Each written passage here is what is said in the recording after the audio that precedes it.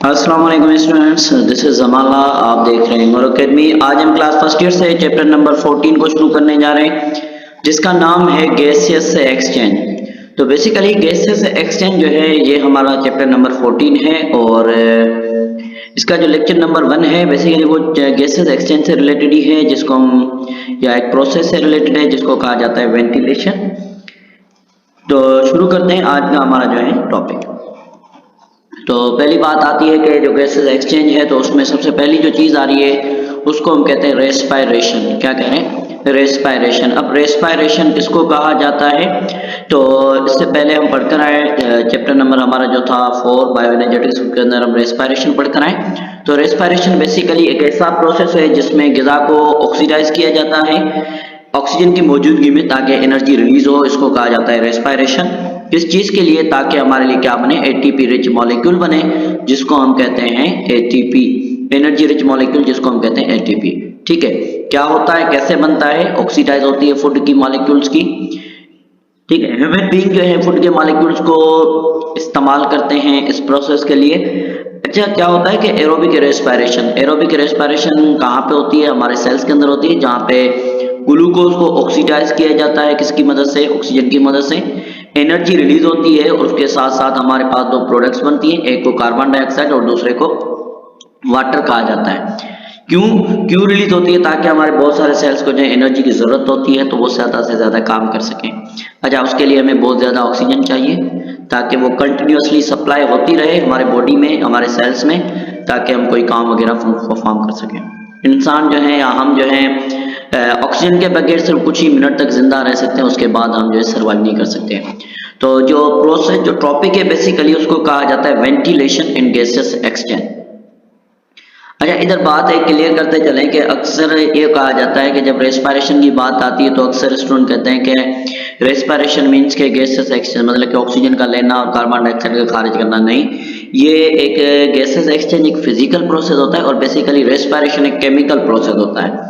ये सेल से outer side पे होता है और ये सेल के अंदर होता है। तो जैसा कि हम ऑलरेडी इसके बारे में पढ़कर आए कि ग्लूकोज हमारे सेल्स के अंदर जो है न्यूट्रिशन वगैरह प्रोवाइड करता है। अच्छा, इधर ये टर्म है कि in order to supply oxygen to our cells, हमारे सेल्स को जो है ऑक्सीजन सप्लाई होने के लिए क्या करते हैं हम एयर को बॉडी के अंदर लेकर आते हैं हमारे लंग्स की तरफ। ठीक है, किसके थ्रू? एयर पैसेज वेज के थ्रू, ताकि मूवमेंट हो सके एयर की हमारे एटमॉस्फेयर से हमारे लंग्स में, और वापसी जो है एटमॉस्फेयर में जा सके। तो इसको हम कहते हैं वेंटिलेशन। वेंटिलेशन की सिंपली मीनिंग है कि it is a process in which gases are exchange by two process, inspiration and expiration. एक में हम जो है सांस अंदर लेते हैं जिसके अंदर एयर एंटर होती है, और दूसरे में हम सांस को बाहर लेते हैं जिसको एक्सपायरेशन कहा जाता है। ये दोनों प्रोसेस हमारे पास वेंटिलेशन होते हैं। अच्छा, अगर ये चीज आती है कि वेंटिलेशन जो है हमारे पास गुड क्वालिटी जो होती है, क्या करती है हमारे पास गैसेस एक्सचेंज जो बहुत ही तेजी से हो सके। अच्छा, मेन फंक्शन जो हमारे लंग्स का होता है ह्यूमन बॉडी में, वो क्या करते हैं? मैनेज करते हैं गैसेस को।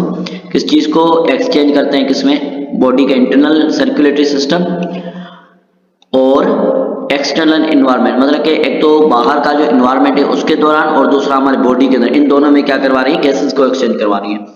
अच्छा, हमारे लंग्स है जो कंसिस्ट करते हैं ब्रांचिंग एयरवेज। ठीक है, उनकी एंड पे लगे होते हैं माइक्रोस्कोपिक स्ट्रक्चर जिनको हम कहते हैं अल्वेओलाई। ठीक है, जो एपिथेलियल सेल्स के बने होते हैं जिनको हम कहते हैं अल्वेओलाई। सीलिएटेड होते हैं, मतलब कि इनमें सीलिया वगैरह पाई जाती है। उसके अलावा रेस्पिरेटरी जो है हमारा रिलेटेड होता है किसके साथ? लंग्स के साथ। ये कंसिस्ट होता है हमारे पास ब्रोंक्यूल्स के ऊपर। ब्रोंक्यूल के बाद हमारे पास आते हैं अल्वेओलर डक्ट आते हैं, देन अल्वेओलर सैक्स आते हैं, और उनके बाद फिर मेम्ब्रेन आती है अल्वेओलाई की। अल्वेओलाई जो है हमारे बने होते हैं, लाइंड होते हैं किसके साथ? बहुत ही थिन जो है पतली जो होती है मॉइस्चर होता है जो सेपरेट करता है इसको adjust from the air side से। क्या करता है? एडजस्ट करता है हमारे पास गैसेस एक्सचेंज के लिए। ठीक है, साइड प्रोवाइड करता है गैसेस एक्सचेंज के लिए। ये क्या करता है? इंटरचेंज करता है गैसेस एक्सचेंज को। इंटरचेंज मतलब कैसी? एक तो एयर से जो आ रही है, कहाँ पे? हमारे अल्वेओलाई में, और दूसरी जो है ब्लड कैपिलरीज के बीच में, जो अटैच होती है किसके साथ? अल्वेओलाई के साथ। ये क्या होता है कि कहाँ पे होती है? ये हमारे लंग्स के अंदर हो रहा है।